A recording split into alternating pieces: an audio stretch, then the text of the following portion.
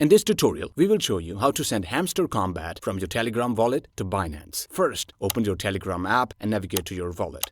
In your wallet, find and select Hamster Kombat coins. You will see the amount of Hamster Kombat you hold and a send button. Click on the send button. Choose the option to send to an external wallet. Now, you'll need to enter the address where you want to send your Hamster Kombat. Open the Binance app and go to your wallet. Click on Deposit and search for Hamster Kombat. Select the tone network. Binance will show you an important notice about requiring both the deposit address and memo for a successful transfer. Click OK and copy the deposit address. Go back to your Telegram wallet and paste the Binance deposit address you copied. Enter the amount of Hamster Kombat you want to send. Go back to your Binance, copy the memo provided, and paste it into the memo field in your Telegram wallet. Once you've entered the address and memo, click Confirm and Send. Your Hamster Kombat coins will be transferred from your Telegram wallet to Binance. And that's how you can send Hamster Kombat from Telegram to Binance in just a few easy steps.